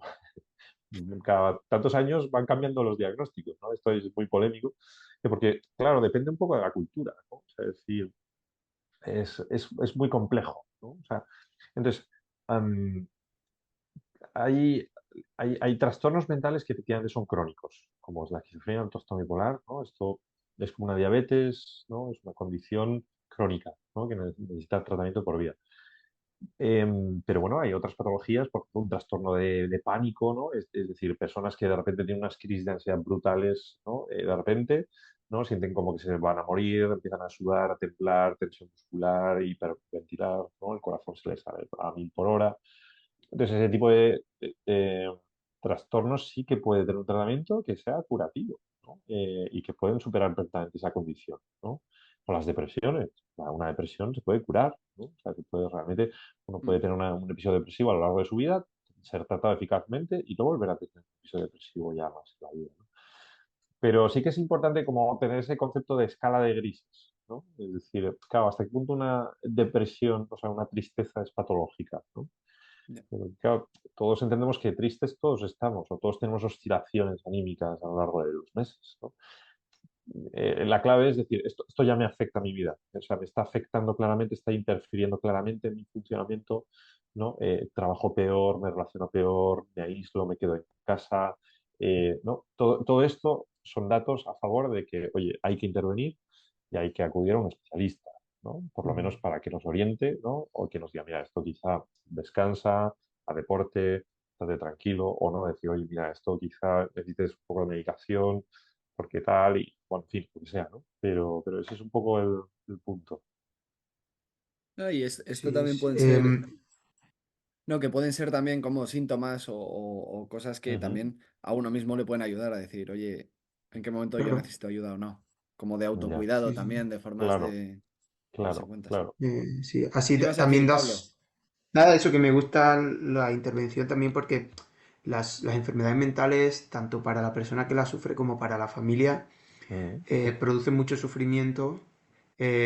Normalmente bastante más que una enfermedad a lo mejor física. Bueno, depende de la enfermedad física también, ¿no? Pero bueno, saber que, bueno, que pueden existir, que se pueden curar en ciertos momentos, depende de la enfermedad, ujú, o que se pueden paliar con un tratamiento. ujú, Te quería hacer ya la última pregunta, que me la han puesto por Instagram, y creo que es muy interesante porque habla un poco sobre la sensibilización, de las enfermedades mentales en la sociedad. Porque ujú, es verdad que, a día de hoy existe bastante sensibilización, ¿no? Con la ansiedad y todo este tipo de cosas. Hay muchos influencers ujú, que hablan sobre esto en las redes sociales. ujú, Y esta chica nos pregunta que cuando la enfermedad mental es grave, ella dice que se esconde parte de la realidad de estos ujú, trastornos. Parece que ya no hay miedo al estigma si se habla de ansiedad o de ujú, depresión. Todos los influencers lo hacen y hasta obtienen incluso a veces rentabilidad de ello en ujú, las redes sociales. Sin embargo, la sociedad sigue rechazando, quizás por infantilismo, dice nuestro oyente, que causa el propio desconocimiento, las enfermedades mentales graves, ¿no? La ujú, sociedad lo sigue rechazando de ujú, alguna forma. Y la cosa cambia si la persona sufre, por ejemplo, una esquizofrenia.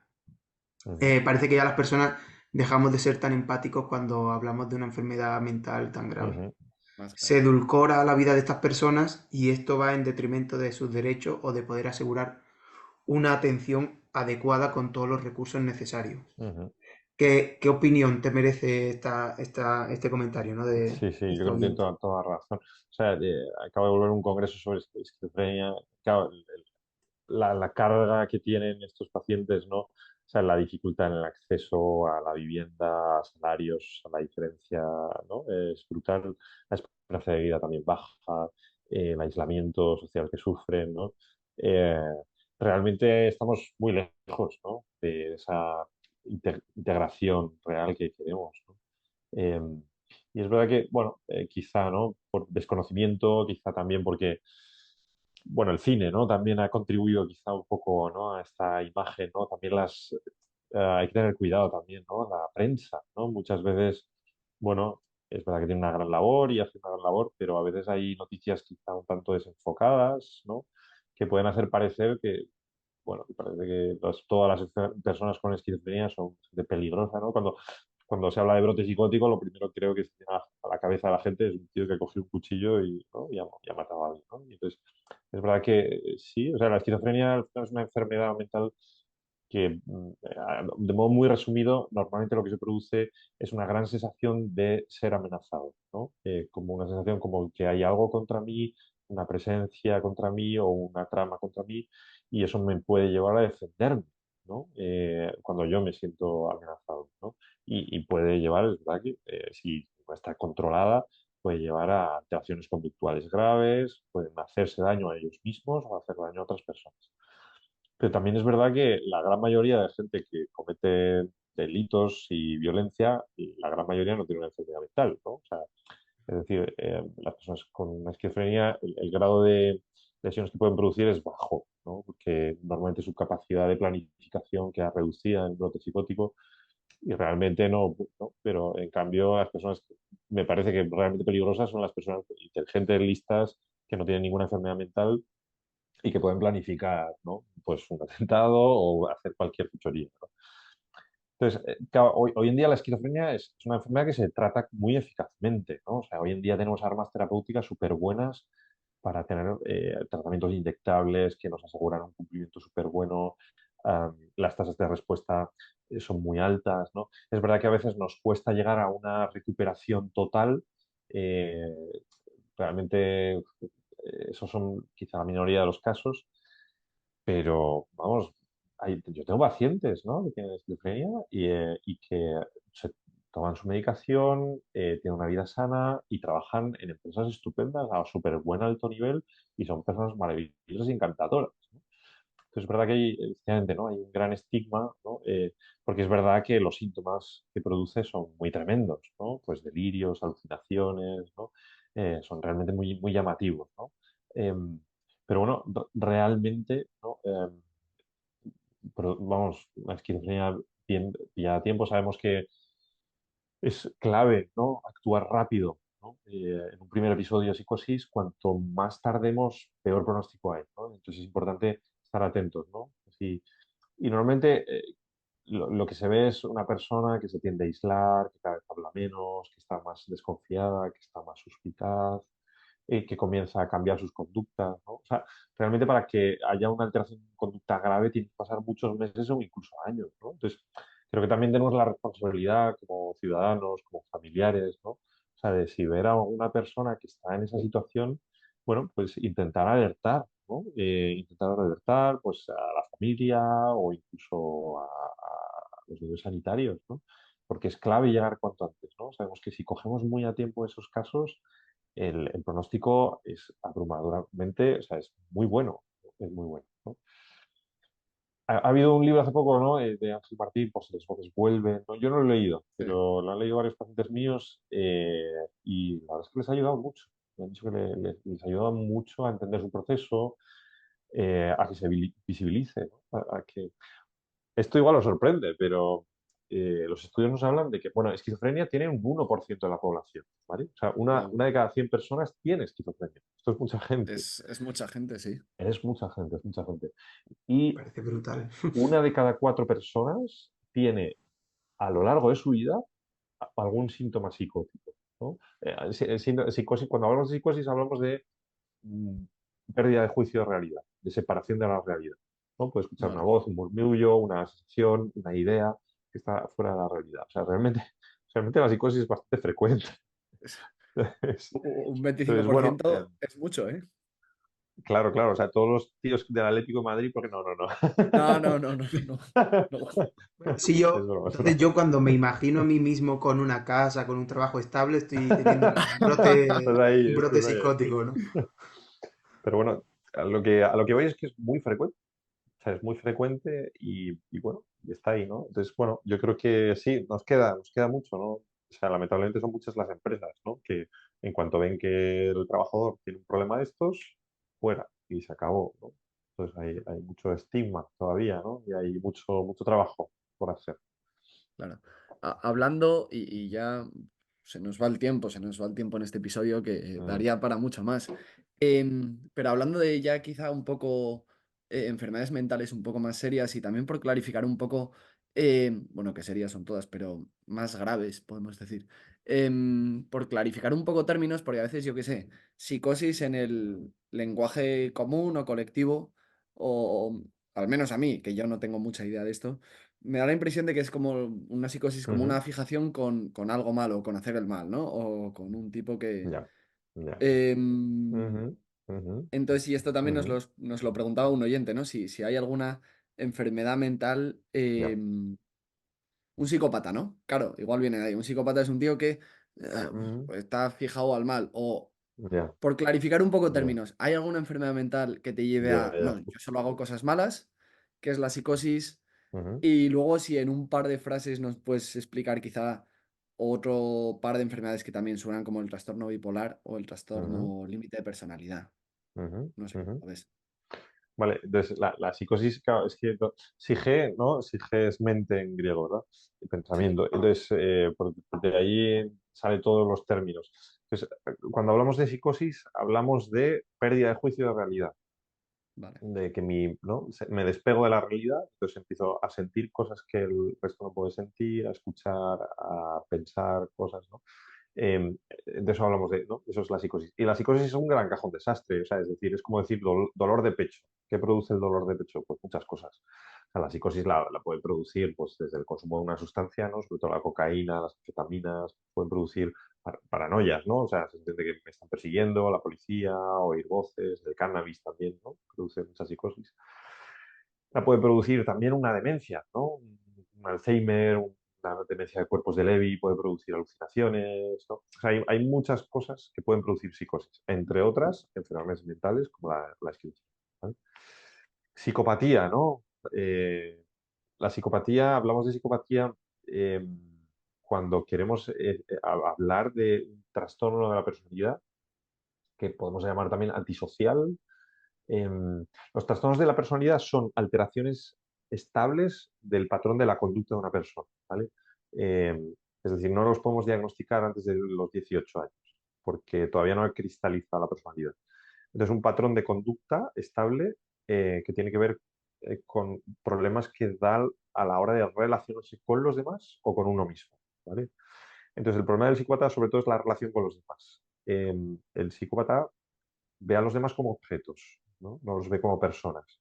Entonces, no tiene por qué ser malo, ¿no? Es decir, pero de hecho hay muchos psicópatas integrados en la sociedad. La gran mayoría de psicópatas no son asesinos, ¿no?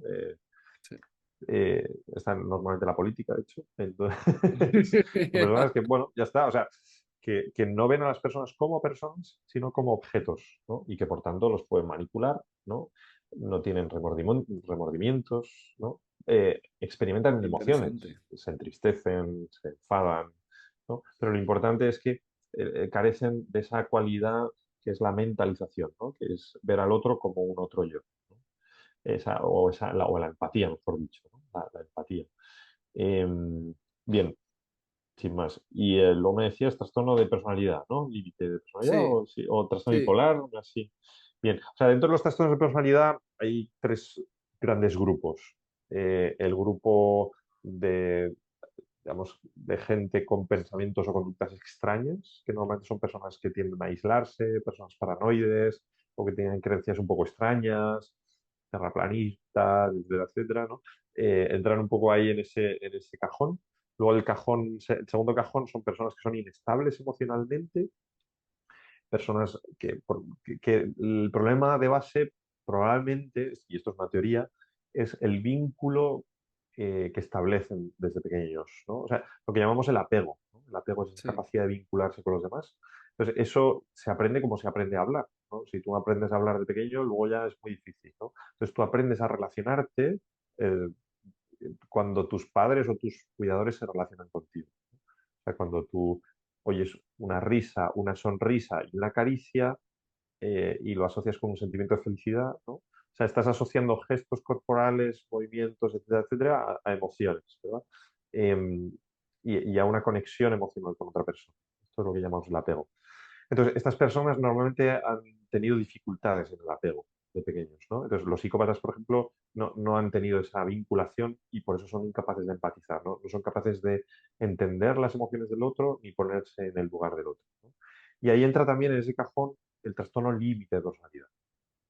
Entonces, el trastorno límite de personalidad son personas que son, insisto, para que haya un trastorno tiene que haber una expresión muy fuerte, ¿no? O sea, todos Sí. somos un pelín psicópatas, todos somos. Yo me acuerdo en clase de psiquiatría siempre salíamos de clase y todo el mundo como con la cabeza agacha y todo, Dios mío, Tengo todo el esto, mundo tengo lo otro, tengo lo otro. autodiagnosticándose. Pero no, o sea, tiene que haber como interferencias muy significativas, ¿no? Entonces, en el trastorno límite de personalidad, lo que vemos desde fuera son personas que tienen emociones súper intensas, estados emocionales súper intensos, que cambian en el mismo día, a veces varias veces. O sea, el mismo día se levantan a tope y por la tarde están que no pueden. O sea, que son lo peor, se les cae el mundo. Tiene una inestabilidad emocional brutal, son una montaña rusa de emociones. Esto los diferencia del trastorno bipolar. El trastorno bipolar hay cambios emocionales, pero son de semanas, ¿no? O sea, están Claro. semanas muy bien y semanas muy mal, pero en el mismo día no cambian bruscamente. Entonces, en el trastorno límite de personalidad hay una inestabilidad emocional brutal, que tiene que ver seguramente con eso, con un apego muy ambivalente de parte de los padres, con unos padres que estaban pero no estaban, ¿no? Entonces, esto genera muchísima inestabilidad. Esto hace que muchas veces tiendan a idealizar a las personas con las que tratan y a establecer vínculos súper fuertes al principio, las idealizan, pero al mismo tiempo lo que hay en el núcleo del trastorno límite es el miedo al rechazo, el miedo al abandono. Entonces, cuando se han agarrado de una persona hasta más no poder, entonces empiezan a sentir miedo a ser abandonados por una persona. Y entonces a veces empiezan a machacarlas, empiezan a bueno, pues generar problemas, ¿no? Generar problemas. ¿Para qué? Para poner a prueba su fidelidad. ¿Qué pasa? Que la otra persona normalmente se harta y les deja, les abandona. Y les reconfirma en su idea. Y todo esto pasa a nivel subconsciente. O sea, muchas veces no se dan cuenta. Todas las personas con trastorno límite de personalidad tienen muchas dificultades para identificar sus propias emociones, sus propios estados emocionales. Les cuesta mucho poner, ¿cómo estás? Mal, mal, pero ¿qué? Triste, angustiada, que no sabe qué hay, ¿no? A veces una mezcla de emociones que no saben procesar, ¿no? Y les cuesta también identificar las emociones en los demás. Esto también es clave en el trastorno límite de personalidad. No interpretan bien lo que generan en los demás, ¿no? Normalmente cuando nos relacionamos continuamente, nuestra mente está mentalizando, está Evaluando. diciendo, uy, esto le ha sentado bien, esto le ha sentado mal, esto no le ha gustado, esto tal, ¿no? Estás desconfiado, está un poco hostil. O sea, normalmente tenemos esa capacidad mental, ¿no? De cómo interpretar los estados emocionales de la otra persona. Las personas con trastorno límite de personalidad tienen una dificultad para hacer esto y por tanto son torpes a nivel relacional, ¿no? Tienen muchas dificultades a nivel relacional. Y esto les lleva a sentirse solos, extremadamente solos o solas, porque la mayoría son mujeres, y vacías, ¿no? Y entonces a veces buscan sensaciones, entonces van a las drogas o se ponen en situaciones de riesgo, como mantienen relaciones sexuales de riesgo, o hacen actividades tipo puenting o cosas de Mm. este estilo, ¿no? A veces, tienen conductas como muy disruptivas, ¿no? Em, bueno, pues para intentar como aplacar estos sentimientos de vacío, ¿no? Que son como muy típicos del trastorno límite, de una sensación de gran vacío por dentro, de no sentir. Y a veces esta sensación es tan incómoda que la única manera de aliviarla es haciéndose autolesiones, ¿no? Entonces tienden a hacerse daño a ellos mismos y ese daño corporal, en forma de cortes normalmente, les alivia enormemente a nivel psicológico, ¿no? Es como que conectan el cuerpo y la mente, porque esto sabemos que también pasa, ¿no? Hay una especie de disociación entre cuerpo y mente, los límites. Entonces, en el momento que se cortan, es como que se conecta, ¿no? La mente se centra en el dolor y conectan con el cuerpo. Y esto les alivia, ¿no?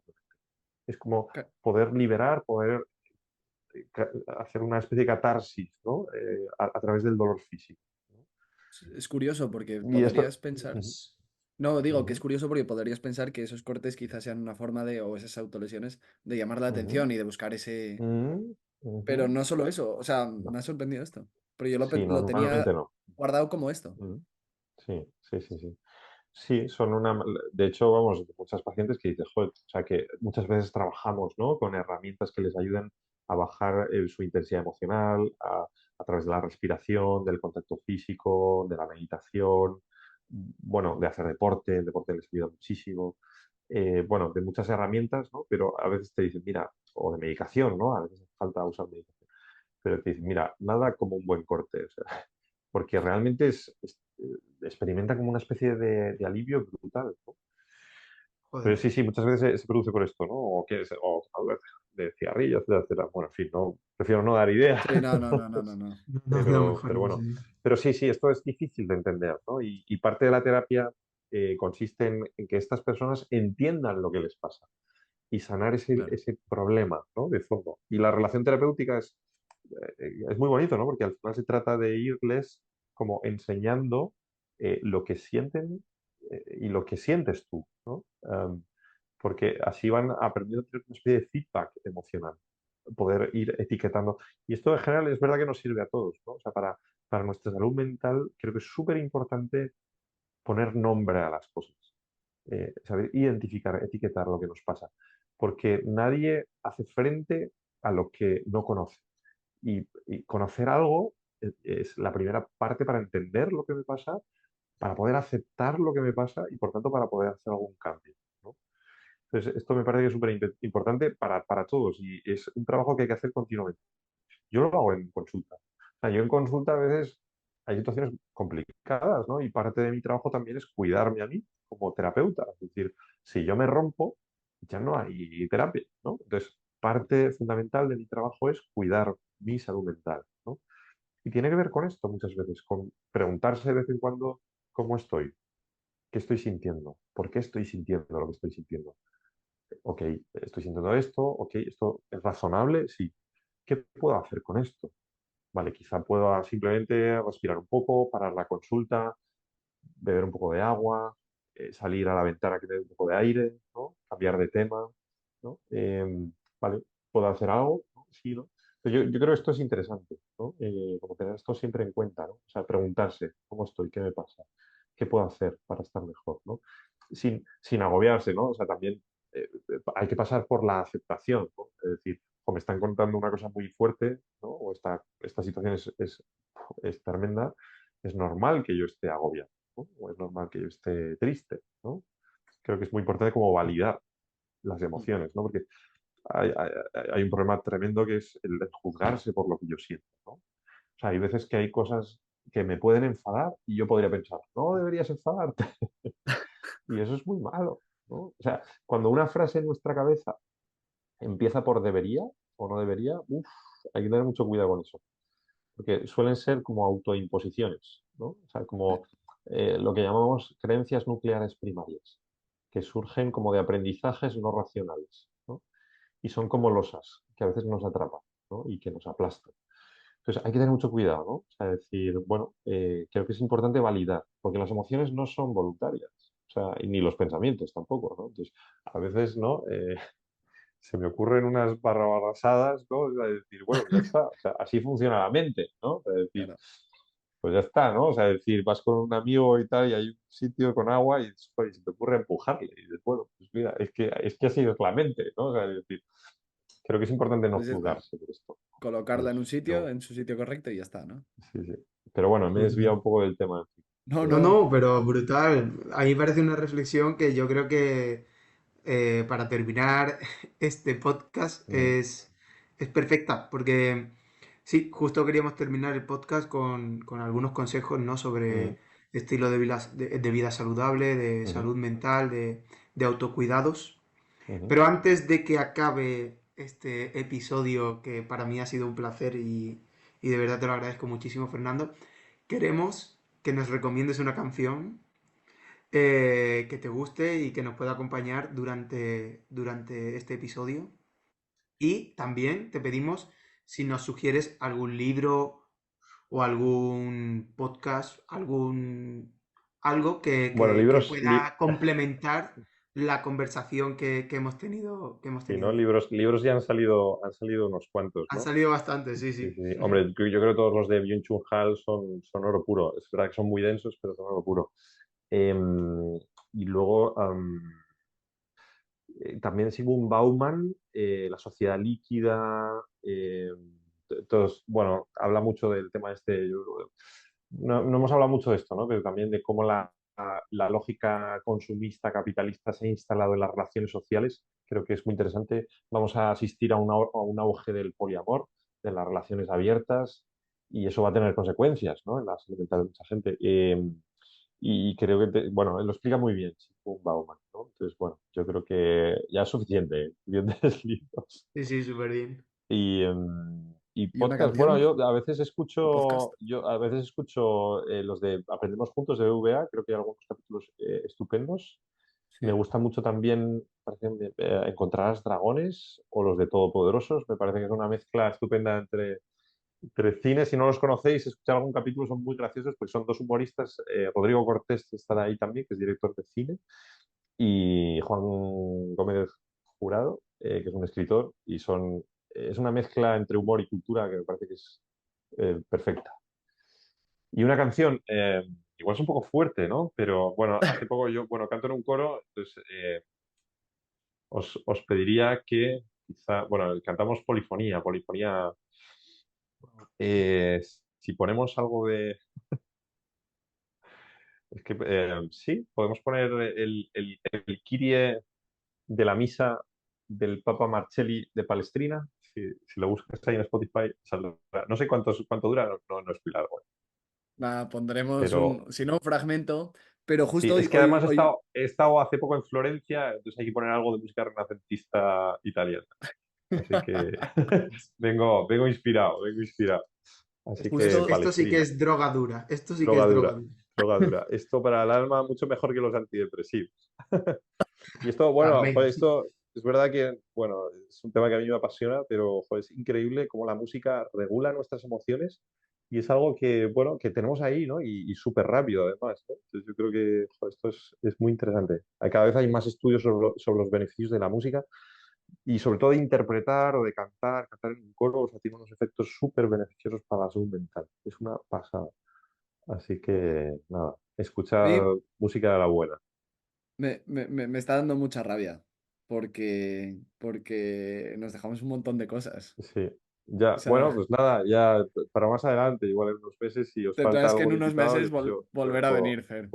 muy bien, muy bien. Pues nada, muchas gracias, la verdad, y nos despedimos hasta el siguiente episodio, que esperamos sea pronto, con con el Kirie que nos ha recomendado Fernando. Un saludo. Un Bueno, saludo. gracias. Venga, Hasta adiós. luego.